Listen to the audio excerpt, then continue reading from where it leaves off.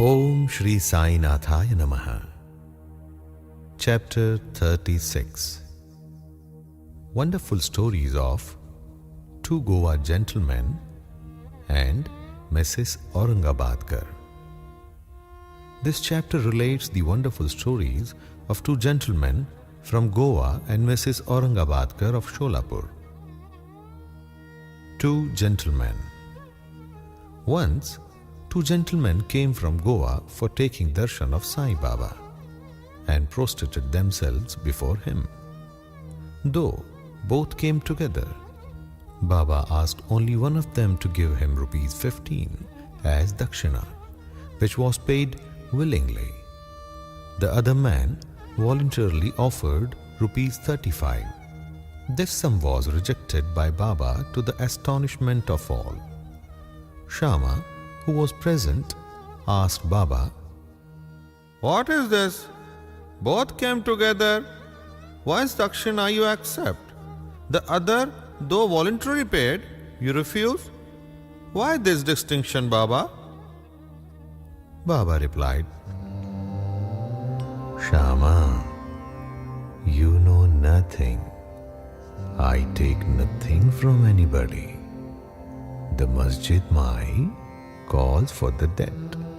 The donor pays it and becomes free. Do I have any home, property, or family to look after? I require nothing. I am ever free. Debt, enmity, and murder have to be atoned for. There is not escape." Baba then continued in his characteristic way as follows. As first he was poor and took a vow to his God that he would pay his first month's salary if he got an appointment. He got one on rupees 15 per month. Then he steadily got promotions from rupees 15. He got rupees 30, 60, 100, 200 and ultimately rupees 700 per month. But in his prosperity, he forgot clean the vow he took. The force of his karma has driven him here and asked that amount rupees 15 from him as dakshina.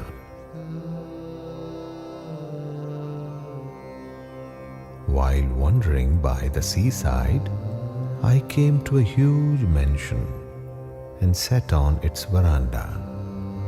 The owner gave me a good reception and fed me sumptuously. He showed me a neat and clean place near a cupboard for sleeping. I slept there. While I was sound asleep, the man removed a laterite slab and broke the wall, entered in, and seized off all the money from my pocket. When I woke up, I found that rupees 30,000 were stolen. I was greatly distressed and sat weeping and mourning. The money was in currency notes, and I thought that the Brahmin had stolen it. I lost all interest in food and drink and sat for a fortnight in the veranda, bemoaning my loss. After the fortnight was over, a passing fakir saw me crying and made inquiries regarding the cause of my sorrow. I told him everything. He said, "If you act according to my bidding, you will recover your money. Go to a fakir. I shall give his whereabouts. Surrender yourself to him. He will get back your money. In the meanwhile, give up your favorite food till you recover your money." I followed the fakir's advice and got my money. Then I left the wada and went to the seashore. There was a steamer, but I could not get into it as it was crowded. There a good-natured peon interceded for me, and I got in luckily. That brought me to another shore, where I caught a train and came to the Masjid Mai. The story finished, and Baba asked Shama to take the guests and arrange for their feeding. Then Shama took them home and fed them. At dinner, Shama said to the guests that Baba's story was rather mysterious, as he had never gone to the seaside, never had any money, rupees 30,000, never travelled, never lost any money, and never recovered it, and inquired whether they understood it and caught its significance. The guests were deeply moved and were shedding tears. In a choked voice, they said that Baba was omniscient, infinite, the Supreme One, means Parabrahma without a second. The story he gave out is exactly our story. What he spoke has already taken place in our case. How he knew this is a wonder of wonders. We shall give all the details after the meals. Then after the meals, while they were chewing betel leaves, the guests began to tell their stories. One of them said, "A hill station on the Ghats is my native place. I went to Goa to earn my living by securing a job. I took a vow to God Datta that if I got any service, I would offer him my first month's salary. By his grace, I got an appointment of rupees 15, and then I got promotions as described by Baba. I did forget all about my vow.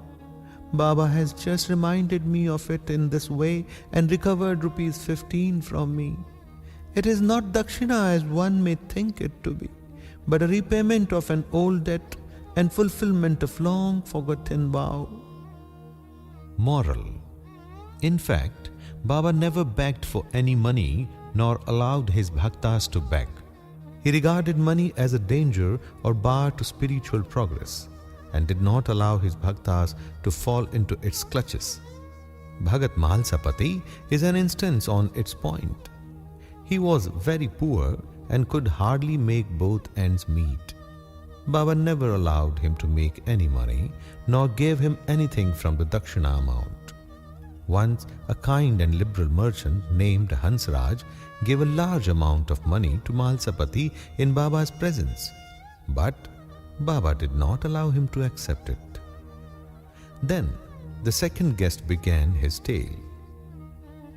"My Brahmin was serving me faithfully for 35 years. Unfortunately, he fell into bad ways. His mind changed and he robbed me of my treasure by removing a laterite slab from my wall where my cupboard is fixed. He came in while we were all asleep and carried away all my accumulated wealth, rupees 30,000 in currency notes. I don't know how Baba mentioned the exact amount. I sat crying day and night. My inquiries came to nothing. I spent a fortnight in great anxiety. As I sat on the veranda, sad and dejected, a passing fakir noted my condition and inquired of its cause, and I told him all about it. He told me that an Aulia by name Sai lives in Shirdi, Kopargaon Taluka. Make vow to him and give up any food that you like best and say to him mentally that I have given up eating that food till I take your darshan. Then I took the vow and gave up eating rice and said, Baba, I will eat it after recovering my property and after taking your darshan. 15 days passed after this. The Brahmin of his own accord came to me, returned my money and apologized, saying, I went mad and acted this. I now place my head on your feet. Please forgive me. Thus, everything ended well. The fakir that met me and helped me was not seen again. An intensive desire to see Sai Baba, whom the fakir pointed out to me, arose in my mind. I thought that the fakir who came all the way to my house was no other than Sai Baba. Would he who saw me and helped me to get my lost money ever cover to get rupees 35? On the contrary, without expecting anything from us, he always strives his best to lead us on the path of spiritual progress. I was overjoyed when I recovered my stolen property, and being infatuated, I forgot all about my vow. Then when I was at Kolaba one night, I saw Sai Baba in my dream. This reminded me of my promised visit to Shirdi. I went to Goa and from there wanted to start for Shirdi by taking a steamer to Bombay en route. But when I came to the harbour, I found that the steamer was crowded and there was no place. The captain did not allow me, but on the intercession of a peon who was stranger to me, I was allowed to get into the steamer which brought me to Bombay. From there, I got in the train and came here. Surely, I think that Baba is all-pervading and all-knowing. What are we and where is our home? How great our good fortune that Baba got back our money and drew us here to himself. You Shirdi folk must be infinitely superior and more fortunate than we, for Baba has played, laughed, talked, and lived with you for so many years. I think that your store of good merits must be infinite, for it attracted Baba into Shirdi. Sai is our Datta. He ordered the vow. He gave me a seat in the steamer and brought me here, and thus gave proof of his omniscience and omnipotence. Mrs. Aurangabadkar, a lady from Sholapur, wife of Sakharam Aurangabadkar, had no issue during the long period of 27 years. She had made a number of vows of gods and goddesses for an issue, but was not successful. She then became almost hopeless. To make a last attempt in this matter, she came to Shirdi with her stepson Vishwanath and stayed there for 2 months, serving Baba. Whenever she went to the masjid, she found Baba surrounded by devotees. She wanted to see Baba alone, fall at his feet and open her heart and pray for an issue. But she got no suitable opportunity. Ultimately, she requested Shama to intercede with Baba for her when he was alone. Shama said to her that Baba's darbar was open. Still he would try for her and that the Lord might bless her. He asked her to sit ready with a joss stick on the open courtyard at the time of Baba's meals, and that when he beckoned to her, she should come up. One day, after dinner, Shama was rubbing Baba's wet hands with the towel when the latter pinched Shama's cheek. Shama, feigning anger, said, "Deva, is it proper for you to pinch me like this? We don't want such a mischievous God who pinches us thus. Are we your dependents? Is this the fruit of our intimacy?" Baba replied, "Oh Shama, during the 72 generations that you were with me, I never pinched you till now, and now you resent my touching you?" Shama replied, "We want a God that will give us ever kisses and sweets to eat. We do not want any respect from you or heaven, balloon, etc. Let our faith unto your feet be ever wide awake." Baba said, "Yes, I have indeed come for that. I have been feeding and nursing you and have got love and affection for you. Then Baba went up and took his seat. Shama beckoned to the lady. She came up, bowed, and presented the coconut and Joe's sticks. Baba shook the coconut, which was dry. The kernel within rolled and made a noise. Baba said, Shama, this is rolling. See what it says? Shama said, The woman prays that a child might be similarly rolling and quickening in the womb. So give her the coconut with your blessings. Baba said, Will the coconut give her any shoe? How people are foolish and fancy such things. Shama said, I know the power of your word and blessing. Your word will give her a string or series of children. You are wrangling and not giving real blessing. The parley went for a while. Baba repeatedly ordering to break the coconut and Shama pleading for the gift of the unbroken fruit to the lady. Finally, Baba yielded and said, She will have an issue. When? Asked Shama. In 12 months, was the reply. The coconut was therefore broken into two parts. One was eaten by the two, the other was given to the lady. Then Shama turned up to the lady and said, Dear madam, you are a witness to my words. If within 12 months you do not get any issue, I will break a coconut against this Deva's head and drive him out to this masjid.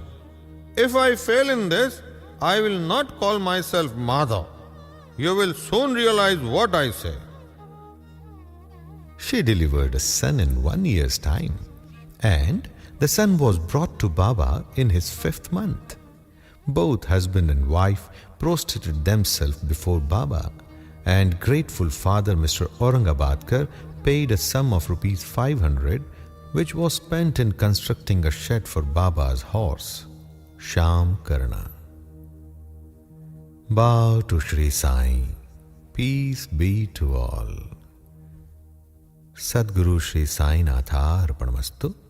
Shubham Bhavatu.